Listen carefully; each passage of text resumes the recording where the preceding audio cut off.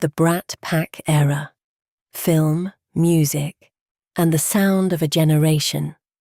There is a particular quality to the light of the middle 1980s that you can almost feel before you see it. It comes through in the photographs of the time. A slightly warm, slightly overexposed quality, as if the world then existed at a different temperature than the one we inhabit now. It was the light that fell through the windows of high school cafeterias and shopping mall atriums, and the living rooms of suburban houses where teenagers sat in front of the television on Friday evenings, waiting for something to begin. The decade had arrived with a particular kind of confidence. There was a certain official brightness about the early 1980s, a political and cultural mood that spoke of new starts and opportunities, and the particular American belief that things could always be made better if you simply wanted them badly enough. But underneath that brightness, in the quieter registers of daily life, things were more complicated. Young people growing up in those years felt the complicated weight of expectation without always having a language for it. They were told that the world was full of possibility, and they believed it. And they were also in the private spaces of their own thoughts, not entirely sure what to do with all that possibility. The suburbs were spreading. Malls were rising at the edges of cities like small cathedrals of commerce, their parking lots vast and their corridors air-conditioned to a temperature that felt almost abstract. Neither warm nor cold, just steady. A controlled environment in which time moved at a slightly different pace than it did outside. Teenagers gathered in these places with a naturalness that has since become almost mythological. They moved in groups or in pairs, drifting through the record stores and the clothing shops, sitting in food courts with trays of food they barely ate, talking about everything and nothing, performing themselves for each other in the way that adolescents always have. In their bedrooms, they arranged themselves in front of new things. The cable television era was arriving, bringing dozens of channels where there had been only 3 or 4. The home VCR was beginning to appear in living rooms, allowing families to rent films from the video store and watch them again and again. And in August of 1981, a new cable channel had gone on the air, one that would, within a few years, become one of the most powerful forces in youth culture that American media had ever produced. MTV broadcast music videos 24 hours a day, and what it offered was something genuinely new, the transformation of a song into a visual experience. Before MTV, you heard music. You might see a photograph on a record sleeve, might catch a performance on a late-night variety show. But the song itself remained, in its primary form, something for the ears.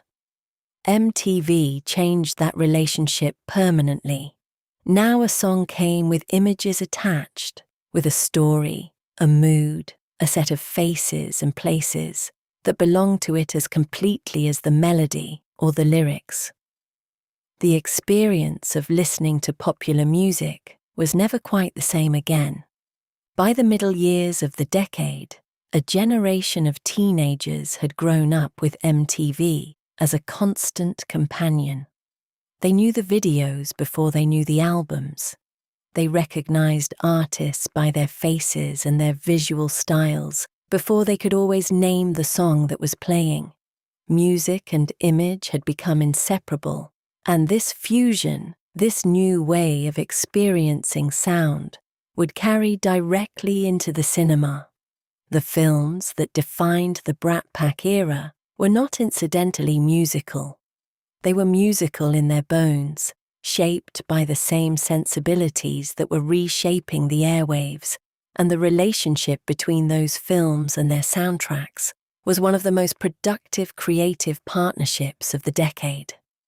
It is into this world, this particular, specific, American world of suburban kitchens and shopping mall arcades and bedroom televisions glowing in the dark, that a set of films arrived in the middle of the 1980s and found their audience waiting. The films came from different directors, different studios, different sets of intentions.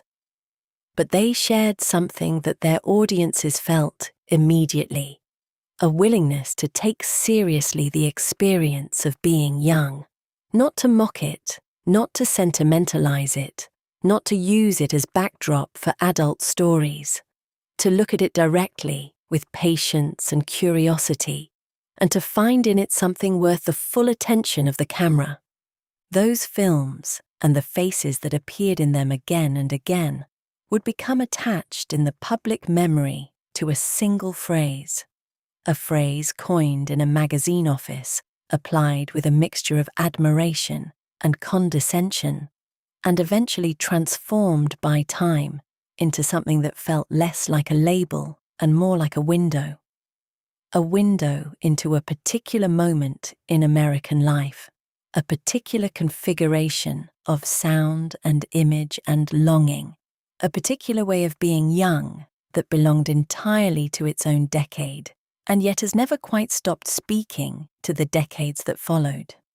The phrase came from a magazine article, which is to say it came from someone sitting at a desk trying to find a way to describe something they were seeing and not quite sure how to name. The year was 1985. The writer was David Bloom, working for New York Magazine, and he had set out to write a profile of Emilio Estevez, a young actor from a distinguished Hollywood family who had recently appeared in several prominent films and was beginning to be understood as one of the more interesting young talents in American cinema. But the story that Bloom wrote grew beyond its original subject. In the course of his reporting, he found himself observing a social world of young Hollywood actors who gathered in the same restaurants, appeared in the same films, and moved through the industry with what seemed to him a particular combination of confidence and entitlement. He reached for a historical comparison. In the 1950s and early 1960s, Frank Sinatra and his circle of friends, Dean Martin, Sammy Davis Jr., Peter Lawford, Joey Bishop, had been known as the Rat Pack, a group whose social ease and mutual loyalty were as much a part of their public identity as their individual work. The comparison was useful, and Bloom applied it, but he added a word that sharpened it considerably. Not Rat Pack, Brat Pack. The article appeared and the phrase attached itself to its subjects with a tenacity that no one involved had anticipated. Within weeks it was being used in other publications, on television, in casual conversation. The actors it named, Estevez, Rob Lowe, Judd Nelson, and others who were quickly added to the list, found themselves defined by a label they had not chosen and did not entirely welcome. Rob Lowe later described the experience of reading the article as one of the more disorienting moments of his early career. He had come to Hollywood to be an actor, to build a body of work, to be understood for his performances. The Brat Pack label seemed to do something different. It placed his work inside a social category, made him a member of a group rather than an individual artist, and attached to his name a word, brat, that carried with it just enough dismissiveness to sting. Judd Nelson, whose role in The Breakfast Club had made him one of the most recognizable young faces in American film, felt similarly ambivalent. He had spent years working toward a career in acting, had trained seriously, had approached his craft with an earnestness that the Brat Pack label seemed designed to undercut. The suggestion embedded in the phrase that these young actors were privileged, self-satisfied, too visible and too comfortable with their own visibility, did not match how most of them privately understood themselves. They were working. They were beginning their careers. They were, in most cases, still quite young. Molly Ringwald, whose work with John Hughes had made her perhaps the most prominent young actress in America at that moment, was not immediately included in the original article, but found herself folded into the label almost immediately as the coverage spread. The experience for her was perhaps more complicated than for the male actors, because the cultural expectations attached to young women in Hollywood were different, more scrutinizing, more quickly reduced to matters of appearance and romantic appeal. To be grouped with a pack, even a Brat Pack, was to be seen primarily in relation to others rather than on one's own terms. Ally Sheedy, Anthony Michael Hall, Andrew McCarthy, Demi Moore. Each was at a slightly different stage of their career. Each had come to their current position through a different path. Each understood themselves as doing something specific and individual with their work. Yet the label found them all and grouped them together, creating in the public imagination a single phenomenon out of what was, in reality, a loosely connected set of people who happened to be working in the same industry at the same time, and who sometimes appeared in the same films. Over time, something interesting happened to the phrase. It did not disappear as most journalistic labels do. It deepened, it shed some of its dismissive edge, and took on instead the patina that nostalgia applies to almost everything it touches. Brat Pack came to mean something different from what it had meant in 1985. It came to mean the films these actors had appeared in, their moods and their music and their particular way of looking at adolescent life. It came to mean a feeling that had belonged to a specific moment in American youth culture, a feeling of being young in the suburbs in the middle of the 1980s, with all the uncertainty and excitement and quiet longing that entailed. By the time those actors were giving interviews in later decades, looking back on their early careers with the reflectiveness that middle age permits, the Brat Pack label had become something they could discuss with a kind of affectionate ambivalence.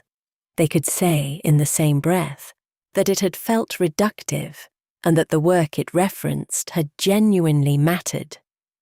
Both things were true. The label was imprecise and the films were real.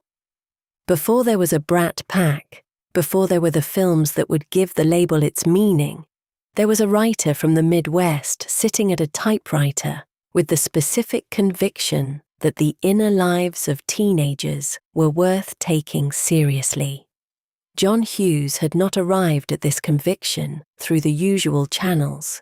He was not, strictly speaking, a film school graduate or a Hollywood insider. He had come to screenwriting through advertising, through magazine writing, through the particular kind of restless intelligence that finds its way into whatever form is available. He grew up in the suburbs of Chicago, in Northbrook, Illinois, a community that would eventually lend its landscape, its streets, and its specific social atmosphere to several of his most important films. He knew the world he was writing about because he had lived in it, had navigated its particular hierarchies and rituals and disappointments, had carried into adulthood a vivid and detailed memory of what it felt like to be young and uncertain in the corridors of an American high school. Before he directed his first film, Hughes had established himself as a writer. His scripts were fast, funny, and surprisingly humane, able to turn a situation to comedy while preserving something true about the people inside it. National Lampoon's Vacation, released in 1983, gave him a significant commercial credit and demonstrated that he could write for a mass audience without sacrificing the specific, observation-based humor that made his work recognizable. But he was already thinking about something else, something smaller and more focused, something that had been forming in the back of his mind for years. The teen film, as it existed before Hughes, was not particularly interested in teenagers as interior beings. The genre had produced entertainments of various kinds, beach movies and drive-in comedies, cautionary tales and coming-of-age dramas. But the general tendency had been to treat adolescent characters as types rather than people. They were comic or threatening, foolish or dangerously sexual, defined by their relationship to the adult world rather than by any inner life of their own. The camera might follow them, but it rarely listened to them with the patience that their experiences deserved. Hughes changed that, and he changed it in a way that felt, to the teenagers who watched his films, almost startling. Here, on the cinema screen, were people their age whose concerns were treated as the whole subject of the story, not as the preamble to something more serious, not as the background to an adult drama, but as the thing itself, the missed moment at a party, the unkind word in the hallway, the weight of being seen as the wrong type by the wrong person at the wrong time. These were not treated as minor things in Hughes's films. They were treated as the kinds of experiences that shape a person, that leave marks, that matter in ways that are difficult to explain to anyone who has passed through them and decided to forget. He brought to this work a specific aesthetic vision. His settings were recognizable: the suburban houses, the school buildings, the local restaurants and parking lots that constituted the geography of ordinary American teenage life. His dialogue was quick and layered, capable of switching registers from comedy to genuine vulnerability without warning, and he had a gift, rare in commercial filmmaking, for staying with a scene past the point where most directors would have moved on, for allowing a moment of silence or discomfort to breathe rather than rushing to resolve it. He also had an unusual understanding of what music could do in the service of a scene. Hughes was deeply engaged with contemporary music. He knew the bands, followed the import charts, understood the specific emotional textures that different sounds could create. When he put a song against an image, he was not decorating. He was thinking. He was asking what the music could say that the dialogue could not, what feeling it could unlock in an audience that had grown up with these sounds and would respond to them at a level below conscious thought. This musical sensibility was not incidental to his filmmaking. It was central to it.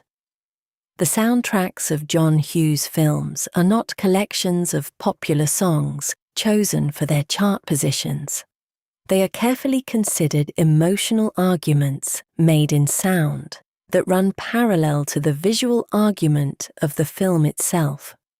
Understanding this is essential to understanding why his films affected their audiences the way they did, why the combination of image and music in the final moments of The Breakfast Club, for example, could produce a feeling in a viewer that neither the image nor the music could have produced alone. When he began directing, Hughes carried all of this, the memory, the empathy, the musical intelligence, the writer's ear for character, directly to the screen. The results were films that moved quickly, that were often funny, that did not take themselves so seriously that they lost their lightness, but that were also, beneath the comedy, doing something genuine and careful. They were listening to young people, and young people who were so rarely listened to in the culture at large, heard that and responded. The first of John Hughes's films to establish the template that would define the era arrived in theatres in May of 1984. 16 Candles was not, on the surface, a complicated film. Its premise was simple, almost to the point of being slight. a teenage girl turns 16, and her birthday is entirely forgotten by her family, consumed by the preparations for her older sister's wedding. She must navigate this particular humiliation while also dealing with a hopeless crush on the most popular boy in school and the unwanted attentions of a freshman boy who cannot take a hint. But the film, even in its comedy, was paying attention in ways that teen films had not previously bothered to pay.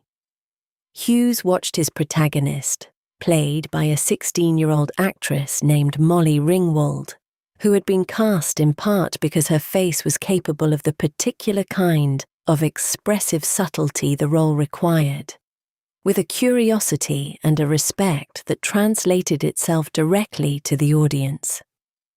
When she felt humiliated, you felt it with her.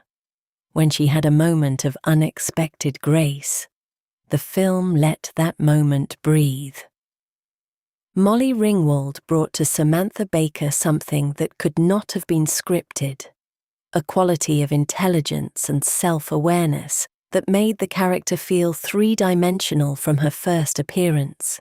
She was funny without being a comedian, sympathetic without being passive, embarrassed without being pathetic. She carried the entire film on the strength of a personality that felt genuinely individual rather than assembled from stock parts. Hughes recognized what she was doing and built the next several years of his filmmaking around the specific gifts she brought to his material.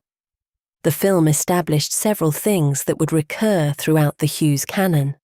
The suburban setting was treated as a real landscape with its own rules and textures, not as a backdrop or a punchline. The social hierarchy of the high school, the seniors and the freshmen, the popular kids and the outcasts, the kids with cars and the kids without, was presented with the casual familiarity of someone who remembered exactly how those hierarchies worked from the inside.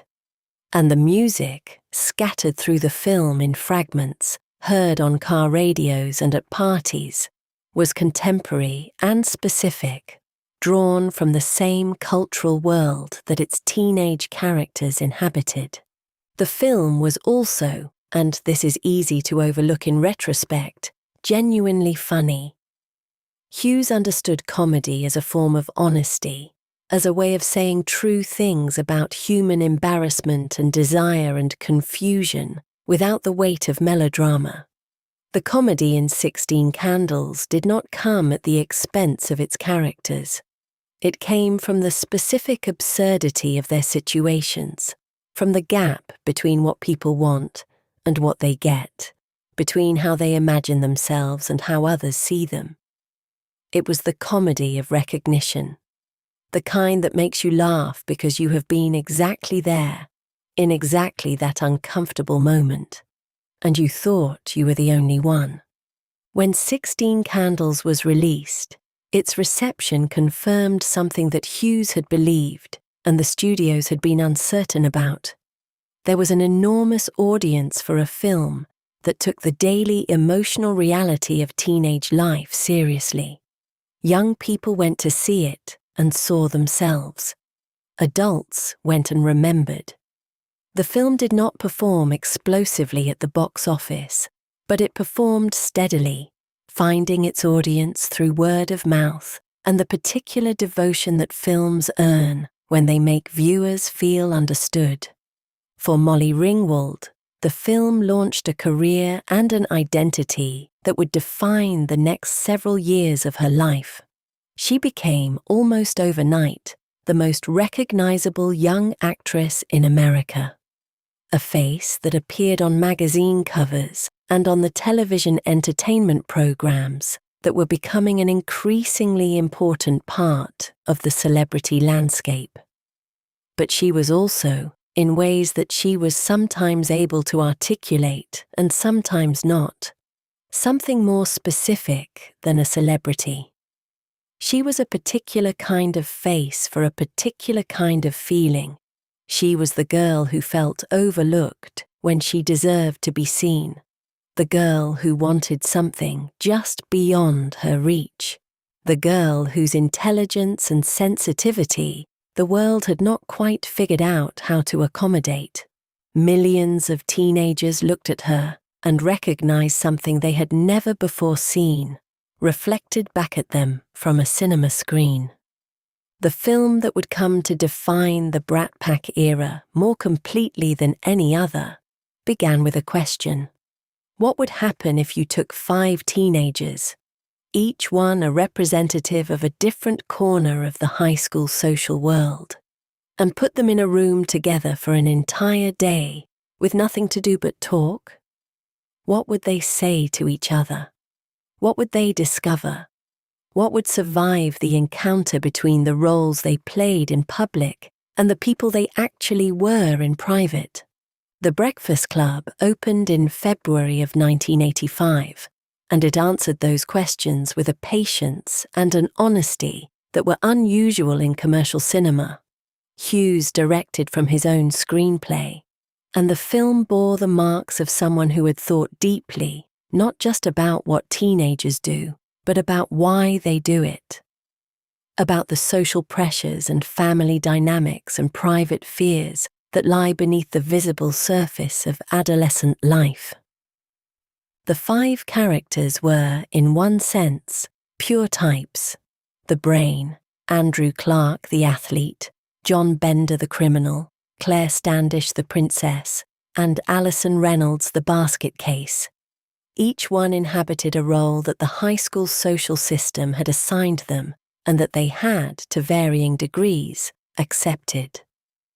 The film's initial scenes were careful to establish just how rigid these divisions were, how completely each character had been shaped by their category, how little genuine communication had ever passed between them.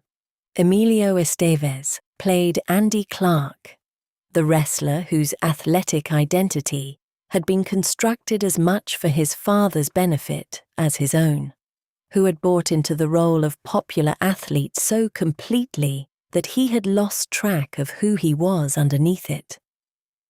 Anthony Michael Hall played Brian Johnson, the student whose academic performance had become his entire identity, who existed in the social world of the school as a resource to be used rather than a person to be known. Judd Nelson played John Bender, the rebel, the troublemaker, the boy from the wrong side of whatever invisible line divided the acceptable students from the problematic ones, whose aggression was the armor worn over something much more vulnerable. Molly Ringwald played Claire Standish, the popular girl who understood her own popularity as a kind of trap, who was aware of the performances required to maintain her social position, and was not sure she had the energy to keep performing them forever. And Ali Sheedy played Alison Reynolds, the most enigmatic and in some ways the most interesting of the 5, a character who expressed her own alienation through behavior deliberately designed to unsettle, who had turned her outsider status into a form of art, or at least into a form of self-protection. What the film did with these 5 people over the course of a single Saturday was, in narrative terms, modest. They argued, they explored the library, they smoked marijuana together, they confessed things, they cried, they danced, in a scene that has become one of the most remembered in 1980s cinema, a scene in which the characters' movement through the empty corridors of the school expressed something about freedom and release that no amount of dialogue could have contained. And by the end of the day, they had seen each other in a way that the ordinary social choreography of their school would never have permitted. Hughes was careful not to oversell what this seeing produced. The characters themselves raised the question explicitly in the film's most nakedly honest exchange. What happens when Monday comes? Will they still acknowledge each other in the corridors? Will the lines that have been crossed in the privacy of a Saturday detention hold in the full glare of a school week? The film did not pretend that a single afternoon could dissolve years of social programming. It acknowledged the weight of the structures it had spent 80 minutes dismantling. But it also held onto something, a tentative, fragile, qualified hope that the knowledge these 5 people had gained about each other was real, and that real knowledge leaves a mark. The film's casting had been, in retrospect, almost perfectly calibrated. Each actor brought something specific to their role that transcended the type they were playing. Judd Nelson, whose intensity as Bender was sometimes close to overwhelming, gave the character a private pain that prevented him from becoming simply a villain. Anthony Michael Hall found in Brian Johnson a dignity and a kind of intelligence that the character's nerd stereotype was not supposed to contain. Ali Sheedy's Allison was strange and funny and genuinely affecting, a creation that did not quite fit any of the available categories. Together, they formed something that felt less like a cast and more like a community. 5 people who had genuinely made contact with each other and whose making contact the audience could feel. But it was what happened at the end of the film that transformed it from a very good piece of coming-of-age filmmaking into a cultural touchstone. As Bender walks across the empty football field toward the edge of the school property, free at last from his Saturday detention, the camera pulls back to show him in full against the open sky. And then, the music begins. It starts simply. A single synthesizer note, held and then releasing into a slow, echoing melody. Then a vocal, unhurried and direct. "Won't you come see about me? I'll be alone dancing, you know it, baby." The song was called Don't You Forget About Me, and it had been recorded by the Scottish band Simple Minds at the request of John Hughes, who had wanted something specific for this moment, something that could carry the weight of everything the film had built, that could speak for the character walking across that field, and also for everyone watching him from their seats in the dark. Simple Minds had been, before this moment, a band with a significant following in Britain and among American college radio listeners, a group associated with the post-punk and new wave scenes that had been generating some of the most interesting music of the early 1980s. They were serious artists with a committed aesthetic, and the story goes that the band's lead singer, Jim Kerr, was initially resistant to recording a song that had been written by someone else specifically for a film soundtrack. This was not how serious musicians were supposed to work.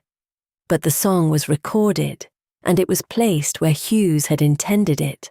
And what happened when the music met the image was something that neither the filmmakers nor the band could fully have predicted.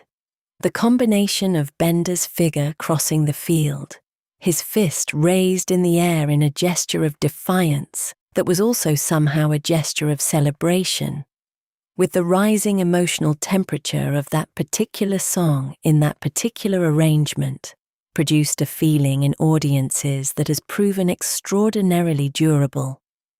People who saw The Breakfast Club in 1985 and heard Don't You Forget About Me for the first time in that context have reported, for 4 decades since, that hearing the song again on the radio, on a streaming service, in a film or television show using it as a reference, immediately brings back not just the memory of the film, but the feeling of being in the cinema watching it, and sometimes, if the association runs deep enough, the feeling of being the age they were when they first saw it.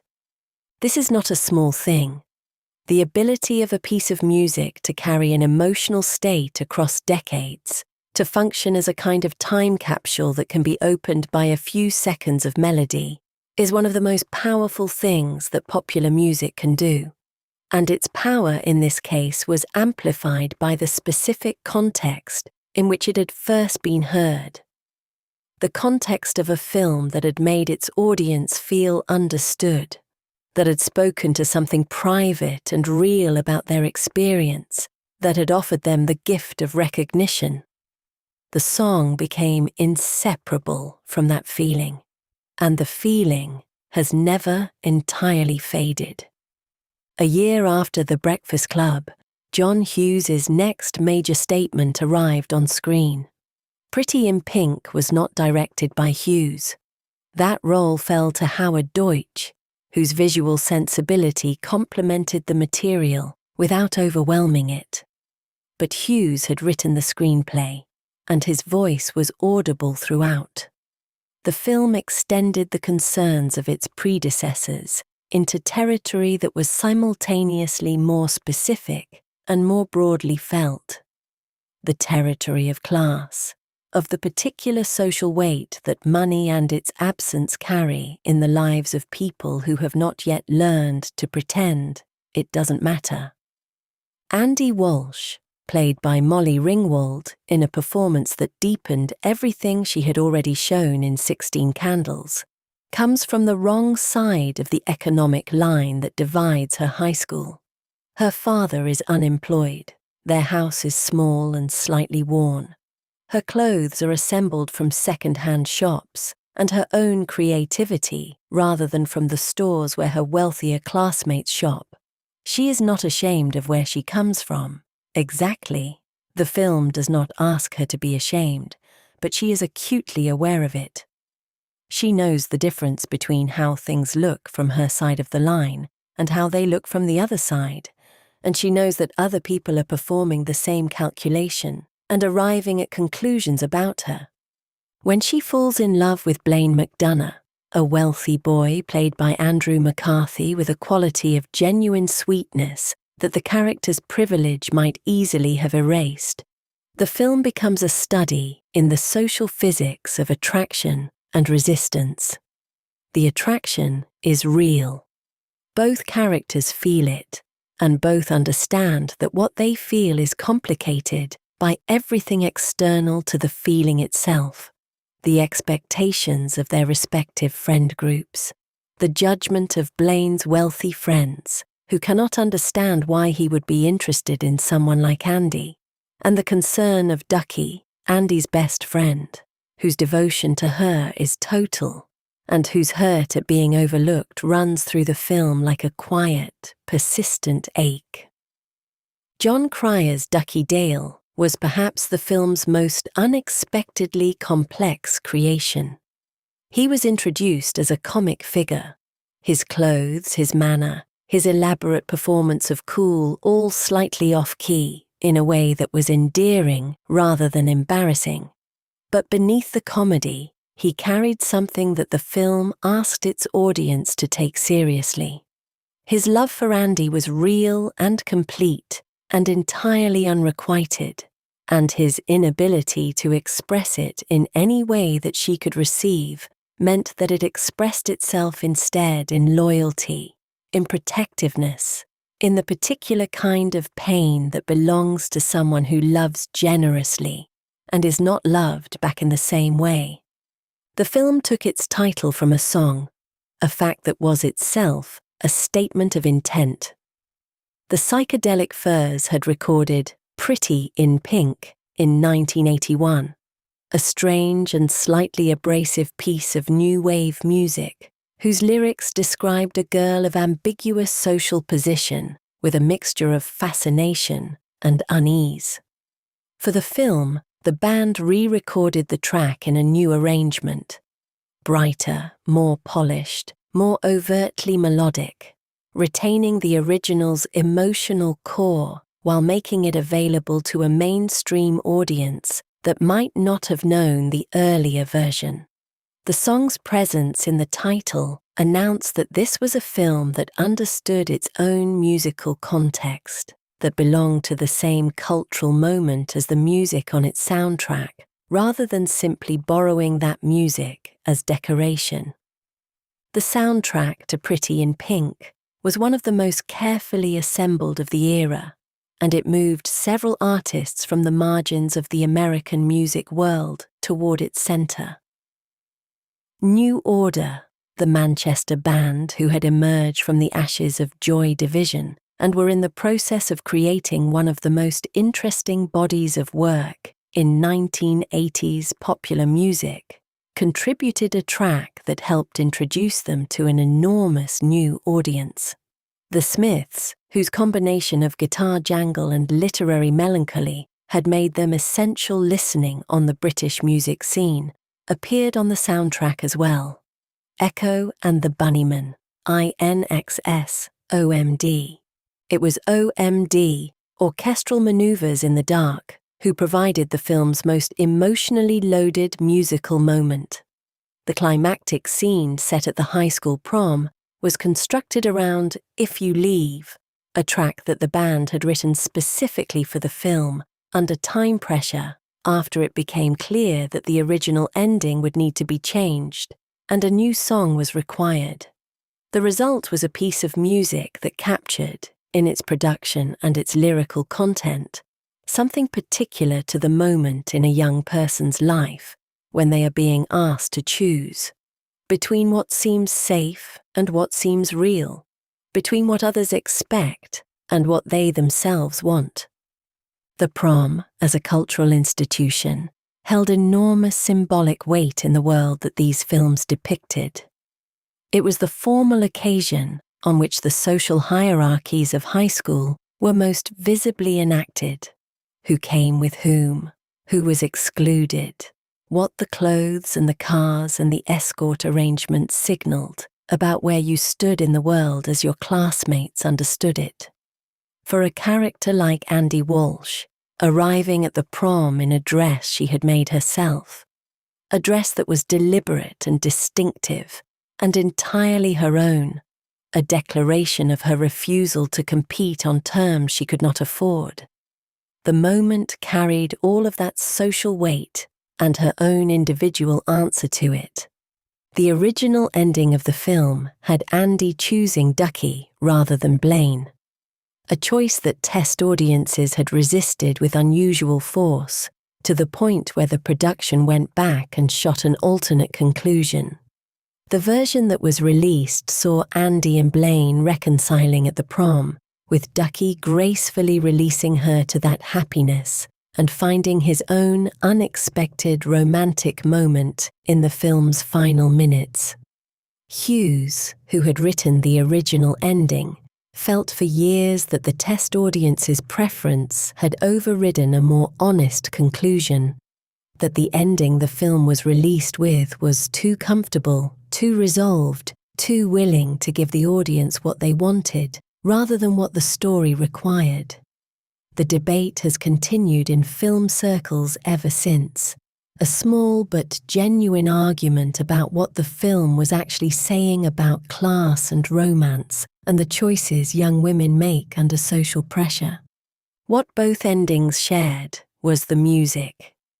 If You Leave played across the reconciliation scene with a mixture of relief and melancholy that suited either reading.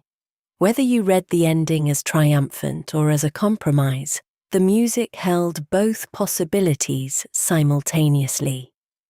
This was characteristic of the best music in these films. Its emotional content was rich enough to support multiple interpretations, to mean different things to different viewers in different moments of their own lives, to be revisited and find new resonance at each return. Across town from the high school libraries and suburban bedrooms of the Hughes films, another kind of story was being told about the generation coming of age in the 1980s. St. Elmo's Fire, released in the summer of 1985 and directed by Joel Schumacher, occupied a slightly different register. Its characters had already graduated from college, from Georgetown University, as the film specified, and were in the process of discovering that the framework of school, which had organized their lives and their friendships and their sense of who they were, had now been removed, and that what remained in its place was considerably less structured and considerably more demanding.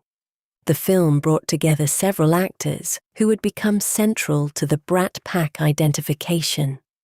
Rob Lowe played Billy Hicks, the most reckless of the group, a saxophonist of genuine talent who was destroying his possibilities with the particular kind of charisma-fueled self-destruction that is very compelling to watch from a distance and very painful to be close to. Emilio Estevez played Kirby Kager, whose romantic obsession with a doctor he had briefly dated had crossed from feeling into something more troubling. Judd Nelson, Andrew McCarthy, Demi Moore, Mare Winningham, and Ali Sheedy completed the ensemble. The film was, in some respects, less formally accomplished than the Hughes films that surrounded it. Its characters were older, its situations more explicitly adult, and the balance between entertainment and honest observation was harder to maintain at the level Hughes had established for the teenage films. Some critics found it superficial, felt that its characters were too drawn from surface details, their clothes, their apartments, their career anxieties, to be genuinely compelling. Others saw in it exactly what it was, an honest, if sometimes uncomfortable portrait of the experience of early adulthood in a particular cultural moment, when the promises of the 1980s were beginning to be tested against the realities of life as it was actually lived. What St. Elmo's Fire understood, and what made it resonate with its audience despite its imperfections, was the specific quality of that transitional moment between education and adult life. The friendships that had sustained these characters through 4 years of college were now being strained by the different directions their lives were taking. Someone was succeeding where another was failing. Someone was making choices that the others could not entirely respect. The closeness that had felt natural and inevitable within the contained world of the university was having to be actively maintained in the wider world, and the effort of maintaining it was revealing fractures that had always been there, but that the rhythms of student life had papered over. Rob Lowe's Billy Hicks was the character who felt most vividly realized, perhaps because Lowe brought to the role a quality of genuine attractiveness that made Billy's self-destructiveness both more convincing and more heartbreaking. You could see why the people who loved him kept loving him despite the evidence. You could see why his charm was a trap for everyone, including himself. The saxophone that Billy played, that David Foster saxophone melody that opens the film and recurs throughout it, was a perfect symbol for Billy's character. Beautiful, compelling, undisciplined, unable to sustain itself without the support of everything it kept pushing away. The film's soundtrack was produced by David Foster, whose production style was distinctly different from the indie and new wave sounds that characterized the Hughes soundtracks. Foster's work was unambiguously mainstream: big orchestrations, polished production, music designed to reach the largest possible audience. The title track, performed by John Parr, became one of the biggest hits of 1985, a full-throated anthem of young adult aspiration that existed in interesting tension with the film's more ambivalent treatment of its characters' actual lives. It was the sound of how those characters wanted to feel about themselves, not quite the sound of how things actually were. This gap between aspiration and reality was, in some ways, the film's most honest observation. The 1980s were full of the rhetoric of aspiration, the belief that drive and confidence and the right attitude could take you anywhere, that the decade's particular version of the American dream was available to anyone with the will to reach for it. St. Elmo's Fire looked at a group of young people who had fully absorbed that rhetoric, who had invested in it completely and found that their actual experience of early adulthood was considerably messier and more uncertain than the aspiration had suggested. The film did not condemn them for believing. It simply observed what the believing looked like when it met reality and let the audience draw their own conclusions. The relationship between these films and their music was not incidental. It was structural. The films were made by people who understood contemporary music as a creative resource of the first importance, who heard in the new wave and post-punk and synth-pop sounds of the early and middle 1980s a vocabulary of feeling that their films needed and that more conventional film scoring could not have provided.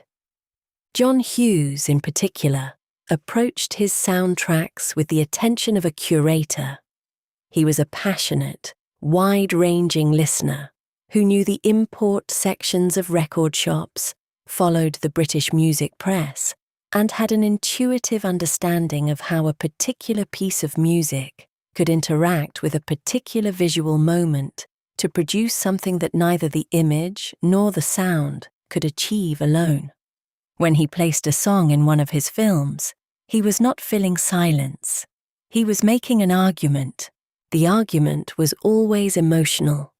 Hughes understood that the audience for his films had a deep, sophisticated relationship with the music he was using, that they were not hearing these songs for the first time in the cinema, but returning to them with all the associations that prior listening had accumulated.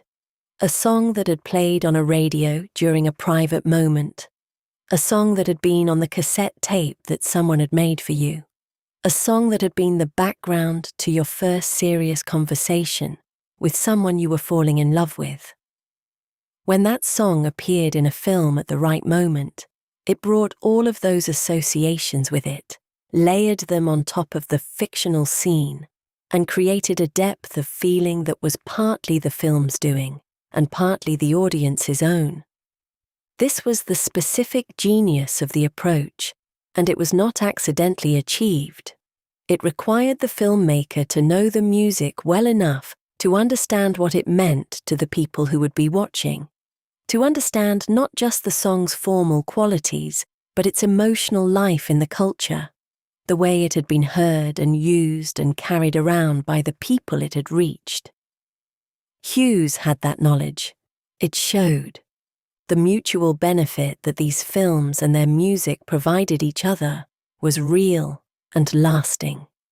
For the bands, appearing on a Hughes soundtrack or a similar project meant exposure to an audience of millions of American teenagers who might never have encountered their music through the usual channels. The Psychedelic Furs had been a well-regarded British post-punk band before Pretty in Pink brought their name to a mass American audience. Simple Minds were significant in Britain and among American college radio listeners before Don't You Forget About Me made them inescapable. OMD, New Order, Echo, and the Bunnymen. All of these artists saw their American profiles expand dramatically in the wake of film soundtrack placements. For the teenagers discovering this music through the films, the experience was often transformational. They had gone to the cinema to see a story about people their own age, had heard music in that context that connected to the emotional content of what they were watching, and had left the theatre wanting more of both the film and the music. The record store visit that followed, looking for the soundtrack album, discovering that the band had other records, beginning the process of going deeper into a body of work, was a genuine cultural education, unplanned, and all the more effective for it. The soundtrack album as a commercial and cultural form reached something close to its peak during this period. A well-assembled film soundtrack could function as a kind of editorial statement, a collection that told you not just what music had appeared in a particular film, but what sensibility had chosen it. what emotional world the film occupied, what was worth listening to in the current moment. The Pretty in Pink soundtrack album, with its gathering of new wave and alternative artists, was a document of a musical moment as much as a commercial product. People who bought it on the strength of having heard one song in the film often found their entire musical world expanded by what they discovered in the remaining tracks. The cassette tape was the dominant format for this experience, and it is worth pausing to appreciate what that meant. The cassette was portable in a way that vinyl was not. It could be taken in a car, on a Walkman, to a friend's house. It could be copied. The home-recorded mixtape was one of the most personal and most culturally significant musical formats of the decade, a form of communication that allowed people to assemble their own arguments from the available musical vocabulary and give those arguments to people they cared about. The soundtrack album was often the seed of a mixtape. Someone would buy the Pretty in Pink soundtrack, find 3 songs they loved, and 2 they were unsure about, and build those songs into a cassette that mixed them with other discoveries, creating something new from the collision. This culture of the mixtape, of the curated, personalized sequence of songs given as a gift or kept as a private collection, was itself an expression of the values that the best Brat Pack films embodied. It was about choosing carefully. It was about the emotional weight of individual songs and how they spoke to each other in sequence. It was about saying something true about yourself through the music you selected and the order in which you placed it. The mixtape was the teenager's autobiography, the teenager's love letter, the teenager's argument with the world, and the films that best understood the culture of the era understood this too. It is difficult, in retrospect, to fully convey what MTV represented to the teenagers who grew up with it. The channel had launched in August of 1981, with the promise that music would now have images attached to it, that the experience of watching television and the experience of listening to music were going to merge into a single continuous thing. By the middle of the decade, that promise had been more than fulfilled. MTV was not just a television channel. It was the visual language of youth culture, the place where the sounds and the faces and the attitudes of contemporary popular music existed in their most concentrated form. The music video, as a form, was still finding its possibilities in the early and middle 1980s. Some videos were essentially performance footage, bands playing their songs in staged environments, more concert documentation than narrative. Others were fully realized short films, with stories and characters and visual styles that bore the marks of serious creative ambition. The best directors working in the form, some of whom would go on to make significant feature films, were treating the 3 to 5 minute music video as a genuine creative challenge. How do you tell a story, establish a mood, and deliver an emotional experience in less time than it takes most people to eat breakfast? The production aesthetic of the most characteristic 1980s videos, the glossy lighting, the deliberate use of color, the particular quality of the image that the video technology of the era produced, became one of the defining visual signatures of the decade. It was a look that was simultaneously aspirational and domestic, that existed at the meeting point between cinema and television, between the spectacular and the intimate. The people in these videos were often beautiful and dramatically lit, but they were also doing recognizable things in recognizable places, driving cars, standing in kitchens, moving through schools and shopping centers and city streets that felt continuous with the world outside the screen. For the Brat Pack films, the relationship with MTV was symbiotic and direct. When a song from a film soundtrack was released as a single, a music video would accompany it, and that video would often include footage from the film, clips of the actors, scenes from the story, images that carried all of the emotional associations of the larger narrative. A viewer who had seen The Breakfast Club and then watched the video for Don't You Forget About Me was watching a conversation between two works, each enriching the other, the video activating the memory of the film and the film deepening the meaning of the song.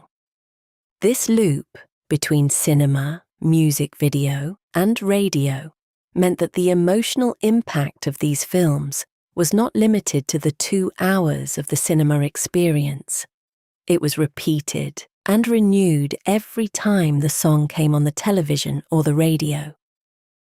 The teenager who had been moved by the ending of The Breakfast Club in a movie theatre on a Friday night could be moved again on a Tuesday afternoon when the Simple Minds video played on MTV, and again on a Thursday morning when the song came on the radio in the car on the way to school.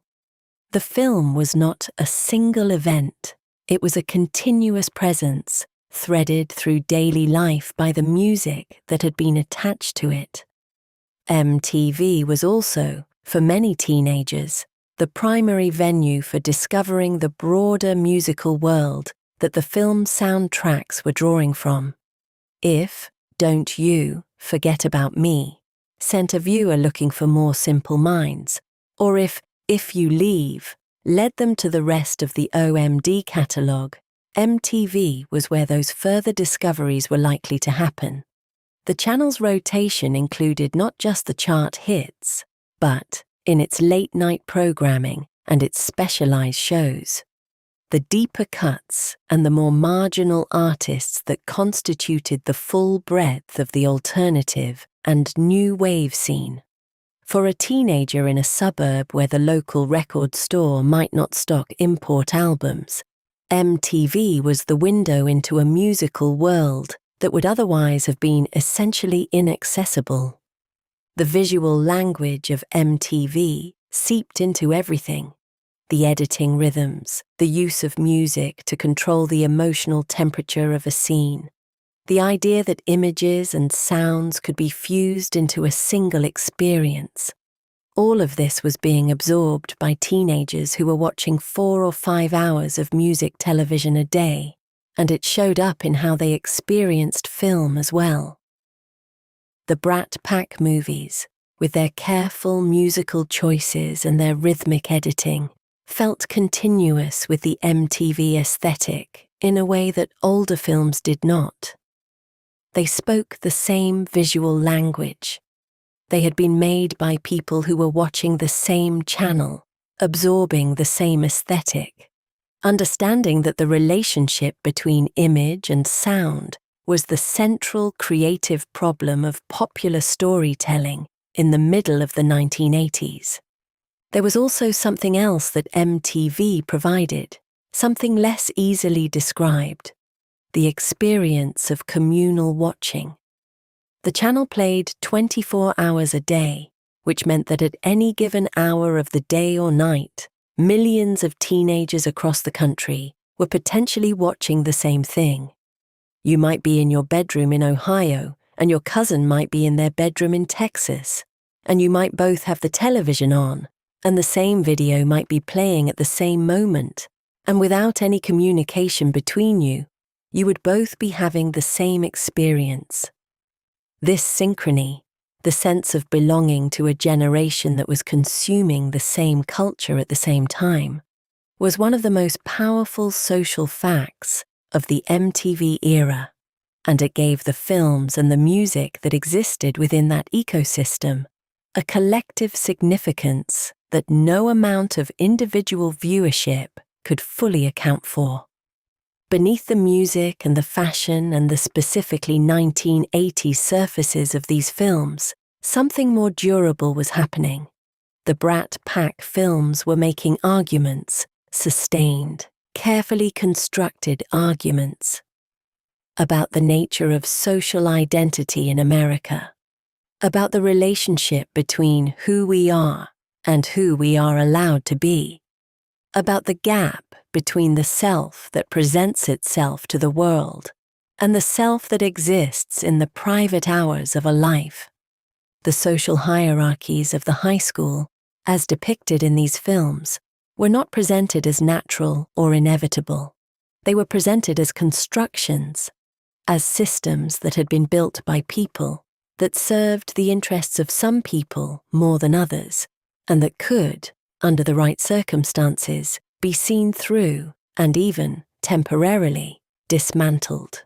The Breakfast Club made this argument most explicitly, but it was running through all of the Hughes films and much of what surrounded them. The message was, the category you have been placed in does not fully contain you. The type you have been assigned is not the whole of what you are. This was a politically modest argument, in one sense. It was not a structural critique of inequality. It was not asking its audience to change the systems it was describing. It was asking them to see through those systems on a personal level, to recognize the full humanity of the person who occupied a different category, to resist the reduction of a complicated person to a simple type. But in the context of the culture these films were addressing, a culture that was very good at reducing complicated young people to simple types, the argument had genuine force. Class was always in the room, even when it was not named. The gap between Andy Walsh's small, worn house and Blaine McDonough's large, comfortable one was a gap that Pretty in Pink asked its audience to feel in their bodies, not just understand in their minds. The clothes that Andy wore, assembled from second-hand shops, put together with genuine creativity and care, were both a limitation and a statement, evidence of economic constraint, transformed into personal expression. The clothes that Blaine's friends wore, expensive, coordinated, purchased without thought, were evidence of a kind of ease that Andy would never have access to, an ease that was also, the film quietly suggested, a kind of poverty of imagination. The film did not resolve the class gap it depicted. It acknowledged it, examined it, and then allowed its characters to act across it in ways that were imperfect and complicated and recognizably human. The romance between Andy and Blaine was possible, the film said, but it was not easy. It required both of them to work against the gravity of their respective social worlds, and the effort of that working against was part of the story. Some viewers found the ending insufficient, felt that the film had depicted a real structural problem and then tried to dissolve it through romantic resolution.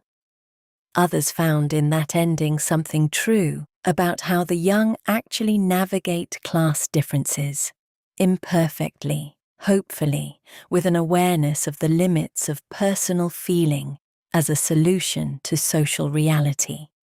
The question of who is allowed to love whom ran through all of these films, and it was never entirely separable from the question of class.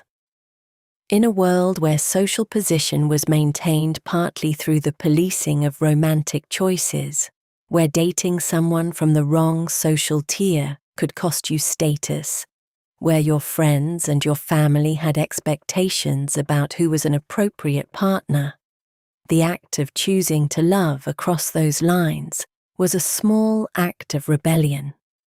The films treated it as such, and their audiences recognized the stakes because they were living in the same world. Family was the other great source of pressure in these films, and the portrait of family life they offered was not sentimental.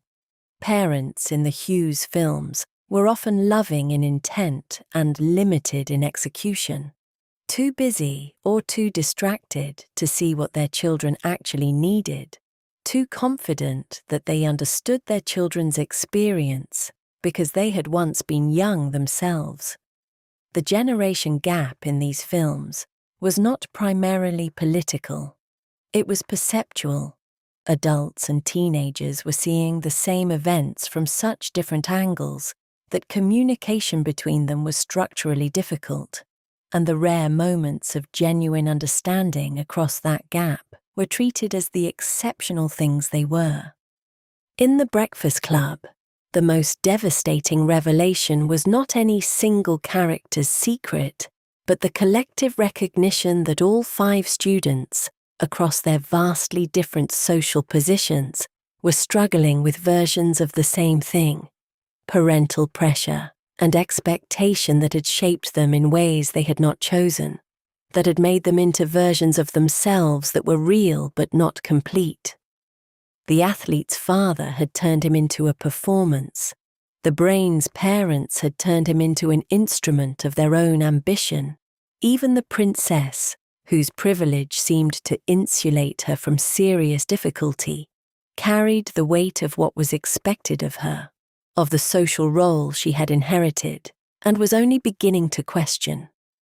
The rebel's situation was the most extreme, the damage done by a violent home visible in everything he did. But the underlying dynamic was, the film argued, a version of what everyone in the room was experiencing. These were not arguments about individual pathology. They were arguments about the systems that shaped young people, the social systems of schools and cliques and peer groups, and the family systems that sent children out into those larger worlds, already carrying particular expectations and limitations. The films did not have solutions to offer. They had, instead, recognition. The recognition that these pressures were real, that they were shared, that the performance of a self that was acceptable to others was genuinely exhausting, and that the glimpse of a self that did not have to perform was one of the most valuable things that genuine human contact could provide. The physical world in which the Brat Pack films were set was not incidental to their meaning. The suburbs of the American Midwest and the malls that served them were not just backdrops.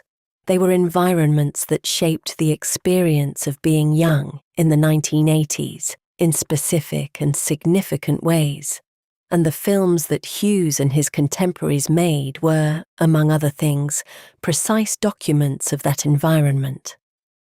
The suburb, as a form of human settlement, was built around a particular set of assumptions.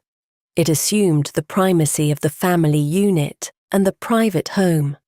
It separated the residential from the commercial, the domestic from the public, in ways that left teenagers, who were no longer children but not yet adults, who needed social space outside the home but did not yet have access to the full adult world, in an interesting kind of limbo. The suburb had been designed, implicitly, for adults with cars and jobs and families. For teenagers, it offered relative safety and relative comfort at the cost of a certain freedom of movement that older urban forms of adolescent life had provided. The mall filled part of the gap. It was one of the few places in the suburban landscape where teenagers could gather without specific purpose, where simply being there, moving through the space, seeing and being seen, was a legitimate reason for presence. The design of the mall, with its central atrium and its branching corridors, created a social topography not entirely unlike the school it sometimes resembled. Zones of different status and different commercial identity, pathways that everyone used, but that carried different meanings depending on who you were and where you were headed. Hughes understood the mall intimately, as a social space, as a visual environment, as a symbol of a particular kind of American life that was simultaneously comfortable and somehow slightly insufficient. His films didn't mock the mall. They took it seriously as a place where the social dynamics he was interested in were played out in public, where the class differences and the popularity hierarchies that structured teenage life were made visible through the choices people made about where to shop and how to dress and who to be seen with. The high school itself, as depicted in these films, was not simply a building. It was a social machine, an institution whose architecture and organization, the long corridors, the lockers assigned by grade, the cafeteria with its established table geography, the parking lot where the cars announced their owner's status, were designed, whether intentionally or not, to reinforce and make visible the hierarchies that organized teenage life. Hughes knew this building the way he knew his childhood suburb, from the inside, from memory, with the kind of detailed recall that comes from having paid attention at the time rather than trying to reconstruct it later.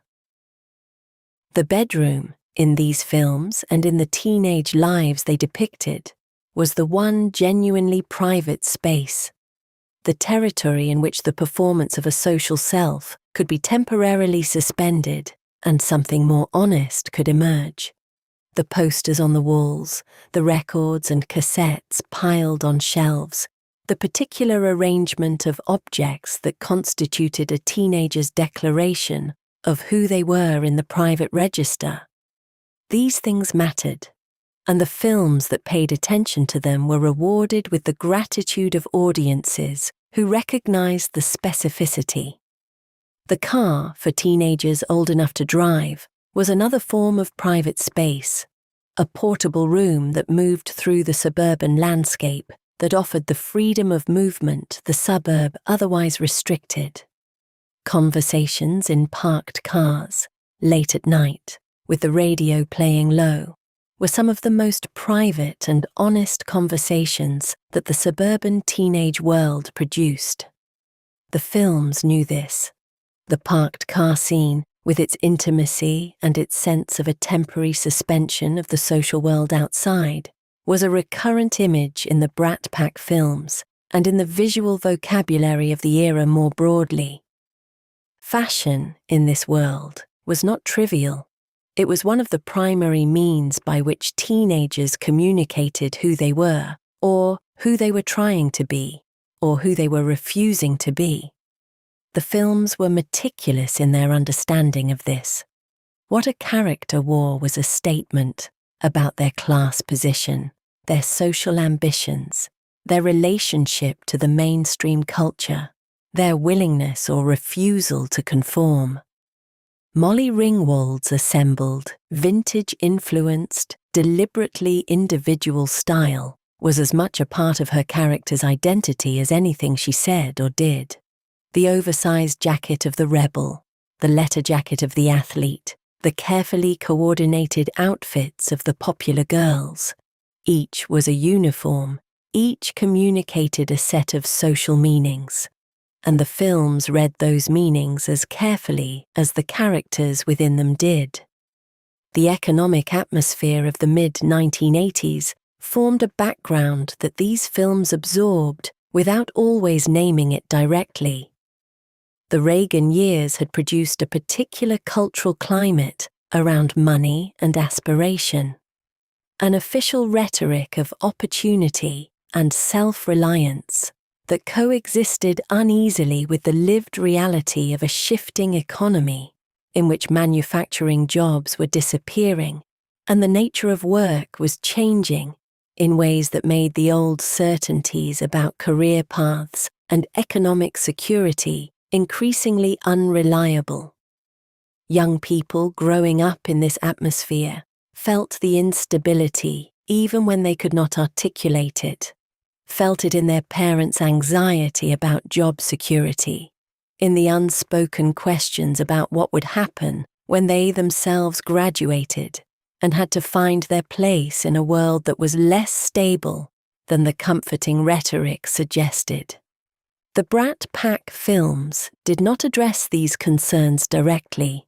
They were not primarily economic films, but the class tensions they depicted, the anxiety about the future that ran through characters like Brian Johnson in The Breakfast Club, or the St. Elmo's Fire Ensemble, the gap between what had been promised and what was available.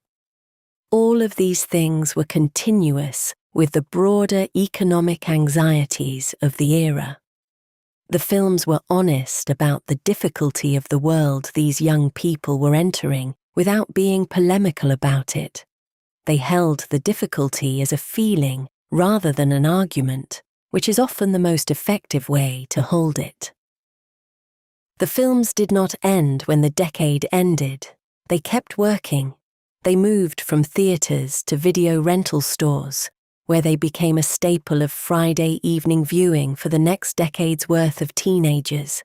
They moved from video stores to cable television, where they appeared in late-night and weekend programming with a regularity that kept their images and their music in circulation long after their original moment had passed. They accumulated new audiences with each iteration, young people who encountered them not as period pieces, but as films that happened to be set in the past, but that spoke to concerns that were not historical at all. The filmmakers and writers and showrunners who grew up watching these films in the 1980s carried their influence into the next several decades of American popular culture. The Breakfast Club structure, a group of people from different social positions forced into proximity and required to confront each other's humanity, was repeated in countless television series, from the ensemble dramas of the 1990s to the high school and college shows that continued to proliferate into the 2000s and beyond. The specific architecture of that story was almost irresistible. It was economical, it was universal, and it produced emotional results with a reliability that no amount of plot complication could quite match. Hughes's treatment of class tension, of the romance across economic lines and the social costs it entails, became a template that later films would return to again and again. The working-class girl and the wealthy boy, the question of whether love could overcome the gravity of social expectation.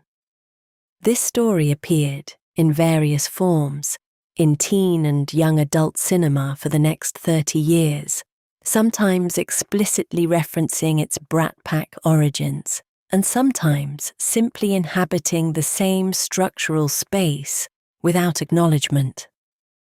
The musical legacy was equally persistent. Songs like Don't You, Forget About Me, and If You Leave became part of a permanent catalogue of American popular music. Tracks that appeared on decade retrospective compilations on 1980s themed radio stations in film and television productions, seeking to evoke a particular era. They retained their emotional power because the films had given them an extra dimension of meaning, because they were not simply songs, but access points to a specific emotional world, carrying with them the associations of everything they had been attached to. The actors themselves had complicated relationships with the legacy they were carrying. For some, the Brat Pack association had been limiting in the short term, had made it harder to be seen as individual artists, had attached them to a particular type that the industry was sometimes reluctant to move them beyond. Molly Ringwald pursued a deliberate course away from the teen films that had made her famous, taking on adult roles in theatre and independent cinema, refusing to be frozen at the age she had been in The Breakfast Club. Rob Lowe rebuilt a career after a difficult early period, eventually finding the kind of sustained success in television that proved his original promise had been real. Emilio Estevez, who had been the most fully formed of the Brat Pack actors, even in the original magazine article, continued working steadily across multiple decades, directing as well as acting, building a body of work that was broader than his early association with the Brat Pack would suggest. Judd Nelson navigated the particular difficulty of having given one of the era's most memorable performances in his early 20s, a performance that so fully occupied a specific cultural space that finding equally resonant work afterward was genuinely challenging. Ally Sheedy found her most interesting later work in the independent film world in projects that valued the same quality of internal complexity that had made her Alison Reynolds so compelling. And Anthony Michael Hall, who had been perhaps the most purely comedic of the central performers in the Hughes films, made a transition to adult roles that carried its own kind of interest. An actor who had embodied a particular kind of teenage nerdiness, discovering what that character became when he grew up, when the social categories that had defined him in school were replaced by the more complicated architecture of adult life. The reassessment of these films that took place in later decades was itself an interesting cultural phenomenon. Films that had been dismissed by some critics at the time of their release as light entertainment were reconsidered as genuine social documents, as precise and honest records of a particular experience of being young in America in the 1980s. Academic film scholars found in them material for sustained analysis. The representation of class and gender, the function of music and soundtrack, the relationship between individual identity and social category, the specific way that the 1980s constructed adolescence as a problem to be solved rather than an experience to be had. The feminist critique that developed around these films in later decades was nuanced and necessary. The films had given young women characters of genuine complexity and intelligence. Ringwald's characters, in particular, were among the most fully realized teenage female protagonists American cinema had produced to that point. But they also operated within the romantic conventions of their era in ways that sometimes limited those characters to the pursuit of male approval as their primary narrative goal. Andy Walsh's triumph in Pretty in Pink was, in the end, measured by which boy chose her and whether she chose him back. The broader question of who she was and what she wanted from her life existed only as background to the romantic plot. This limitation was real, and the films were not immune to the broader cultural pressures of an era in which young women's aspirations were still, in mainstream media, primarily narrated through the lens of romance. But the same films also offered something that was genuinely progressive for their moment. Teenage female characters who were intelligent, creative, and self-aware, who had interior lives that the camera took seriously, who were shown thinking and feeling and making choices rather than simply being chosen.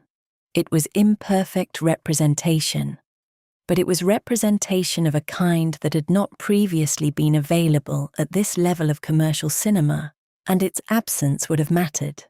As the 1990s arrived and brought new sensibilities to teen and young adult cinema, a greater darkness, a more explicit engagement with violence and sex, and the limits of suburban comfort, the Hughes-era films began to look like the end of something as well as the beginning.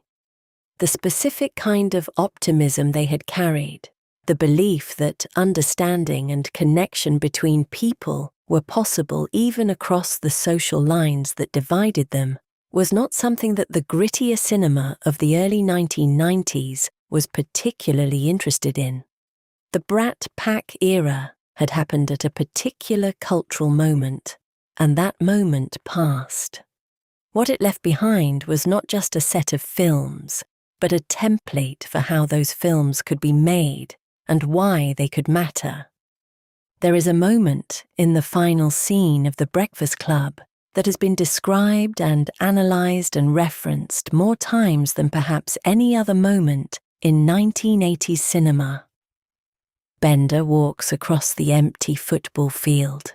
The camera watches from a distance, then closer, then at an angle that places him against the open sky. He raises his fist, the music plays, and then the image freezes. The freeze frame is a strange choice for a film's final moment. It stops time at the instant of maximum emotion, at the point where the feeling is fullest, before the ordinary flow of events can diminish it. It says, this is where we leave things, not resolved, not concluded, but held. Held at the moment when something was felt that had not been felt before, when a small and fragile and completely genuine thing came into the world. What was that thing? It was the recognition that a group of people had seen each other, really seen each other, past the categories and the performances and the defensive structures that the social world had placed between them. It was the knowledge that the self that exists behind the presented self is real, and that it matters, and that contact between those inner selves is possible even in the most unlikely circumstances.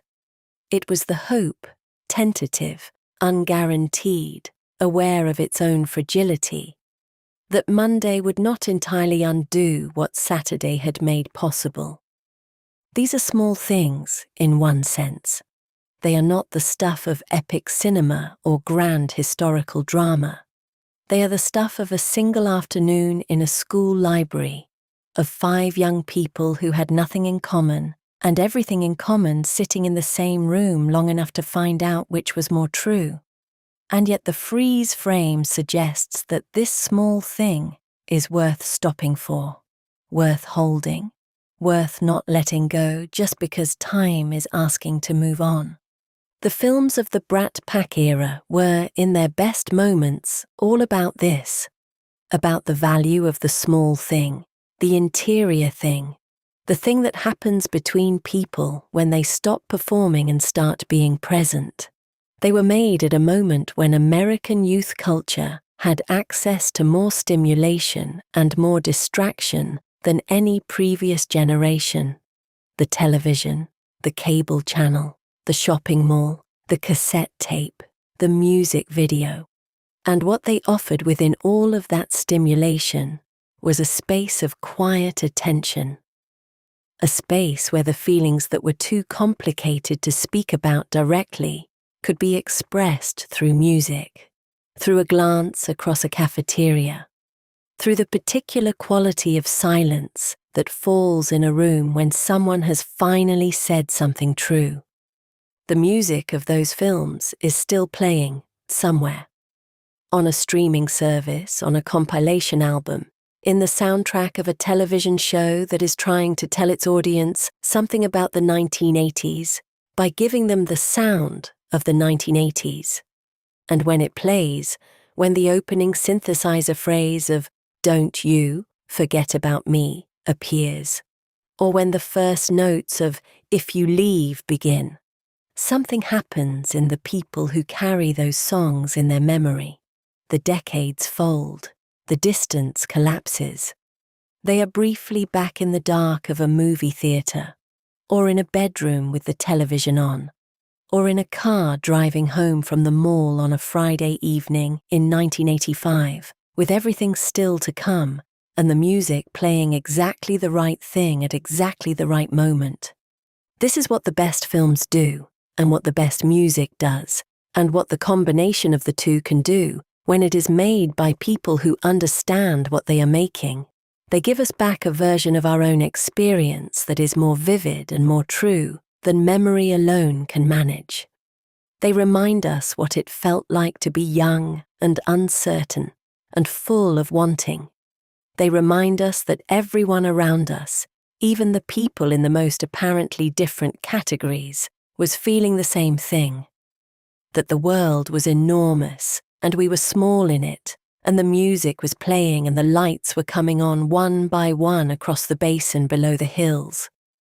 The Brat Pack era lasted in its concentrated form perhaps 5 or 6 years, The films were made, the faces became famous, the music became the sound of a generation's adolescence. And then the decade moved on and the faces changed, and new sounds arrived to claim the airwaves. But the films remained, the songs remained. The feeling of recognition that a teenager felt watching The Breakfast Club in 1985 was not a dated feeling. It was a permanent one, the experience of being seen, of finding in a piece of art the image of your own private interior. That experience belongs to no decade. It belongs to being alive.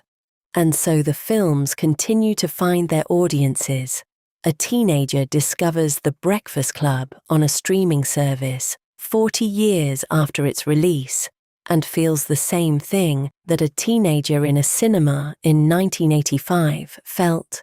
The same relief, the same recognition, the same gratitude for being looked at carefully rather than quickly. The categories have changed.